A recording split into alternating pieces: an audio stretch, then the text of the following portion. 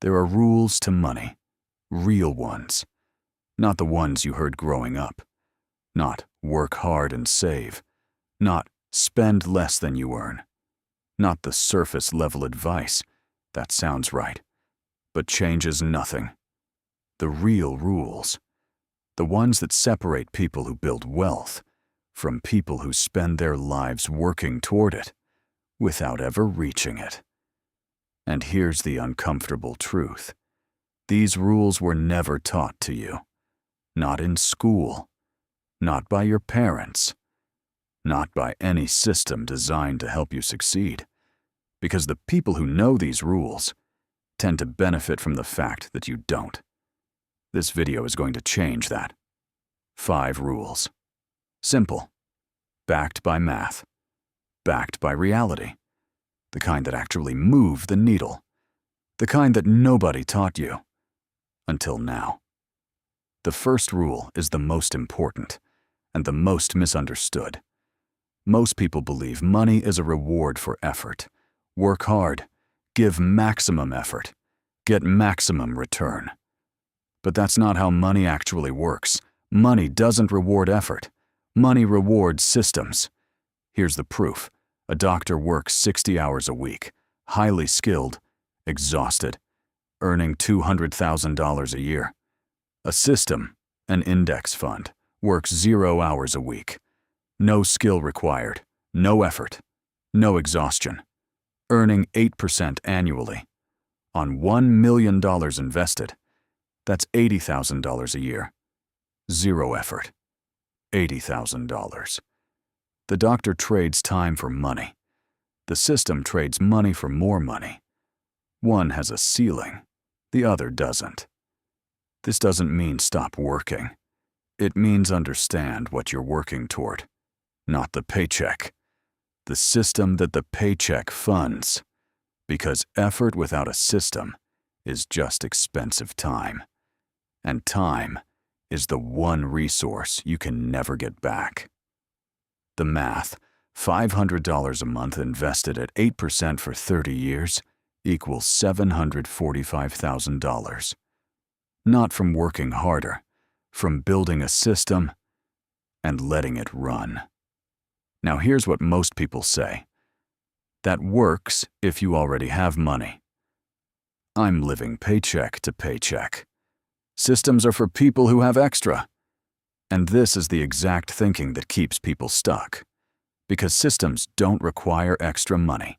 They require redirected money. $50 a month redirected into a system is a system. Small, but real. And real systems compound. $50 a month at 8% for 30 years equals $74,500 from $50. The size of the system matters less than the existence of it. Start with what you have. Build from there. Rule 2. Most people measure financial success by income. I make $80,000 a year. I got a raise to $95,000. I'm earning more than ever. But income is a flow. It comes in, it goes out. What matters is what stays. Net worth. What you own minus what you owe.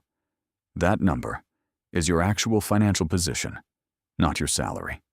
Here's why this matters. 2 people. Person A earns $120,000 a year, spends $118,000. Net worth, $15,000. Person B earns $60,000 a year, spends $45,000, invests $15,000. Net worth after 10 years, $235,000. Person A earns twice as much. Person B is 15 times wealthier. Income is what you make. Net worth is what you keep and grow. And the financial system rewards net worth, not income. The person with $500,000 in assets has options. The person with a $150,000 salary and $5,000 saved has a job they can't afford to lose. The rule? Stop asking, how do I earn more? Start asking, How do I keep more of what I earn? Because the gap between earning and keeping is where wealth lives. Objection.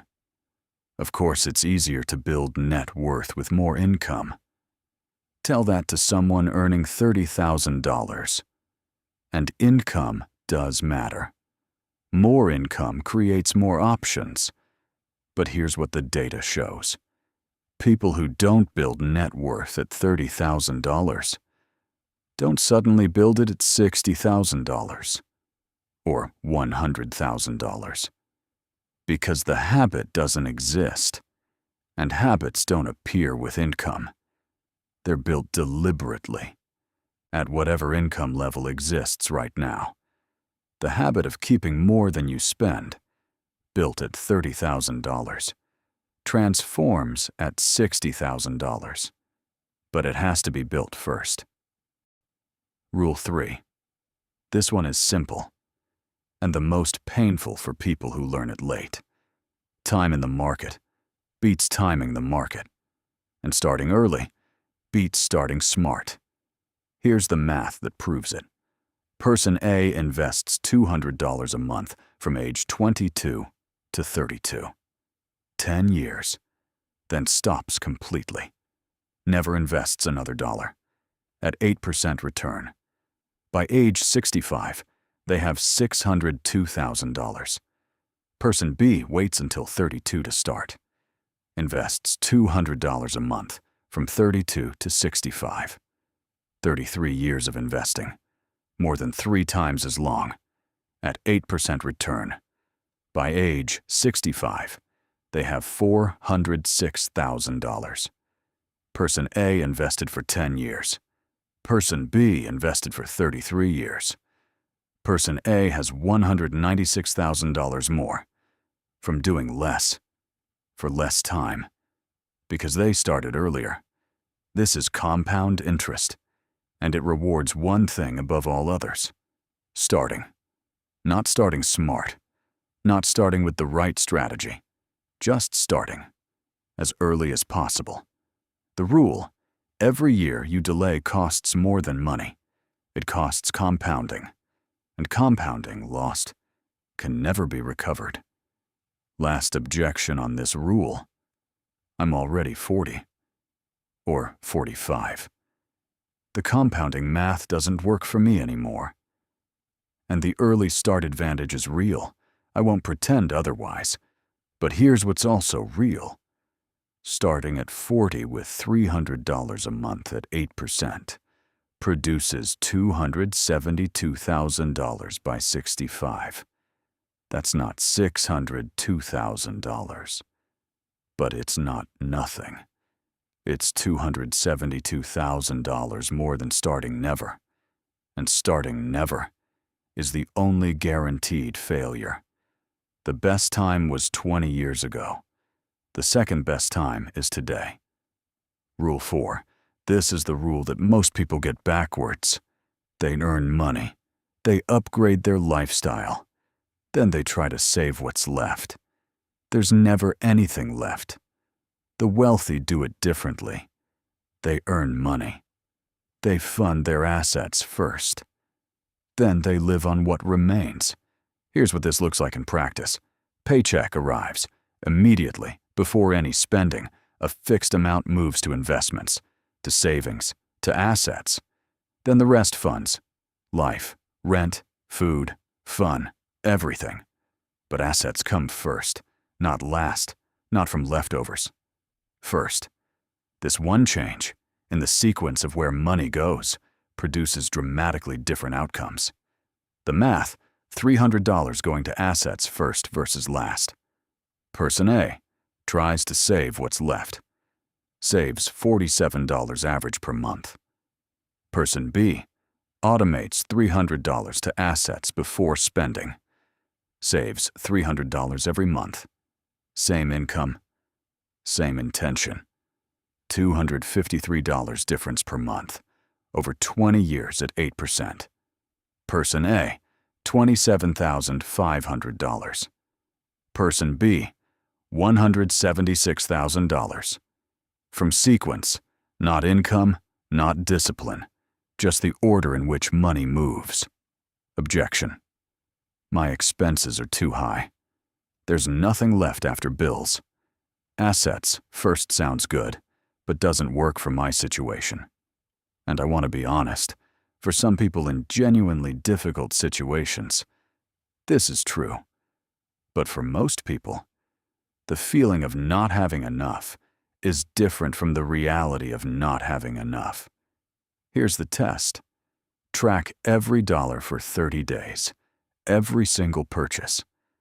Then look for the spending that happened without a real decision.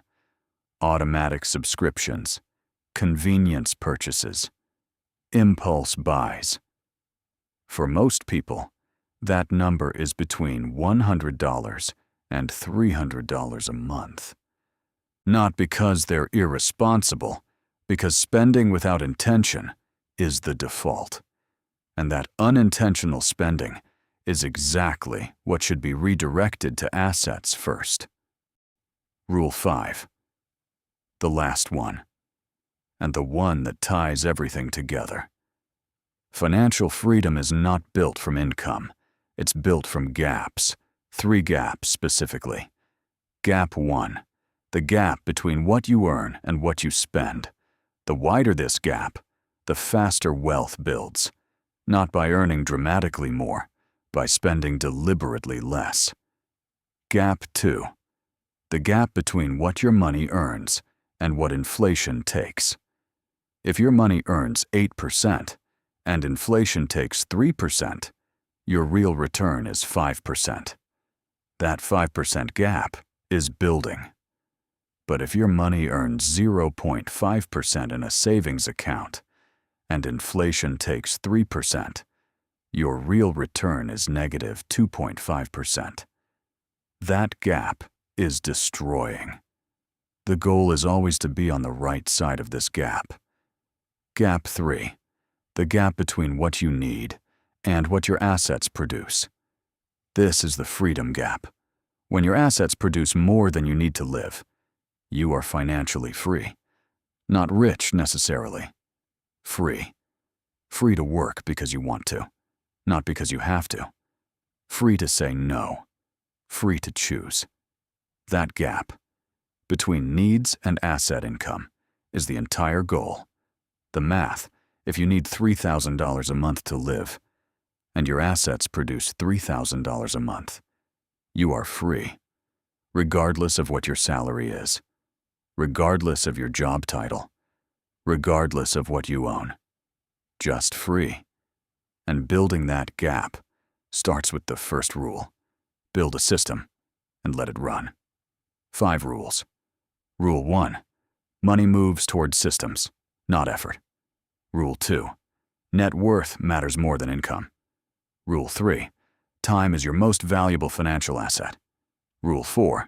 Assets first. Lifestyle second. Rule 5. Freedom lives in the gaps. None of these were taught to you. Not in school. Not by the financial system. Not by most of the advice you've received. Because a financially educated population saves more, borrows less, depends on institutions less, and institutions benefit from dependence. But you don't have to stay dependent. You know the rules now. The question is what you do with them. Because knowing rules, without applying them, changes nothing. Pick one. Just one. The rule that resonates most. And apply it today. Not perfectly. Not completely. Just start. Because the rules only work when someone follows them. The system is simple. Follow the rules. Build the gaps. The decision is yours.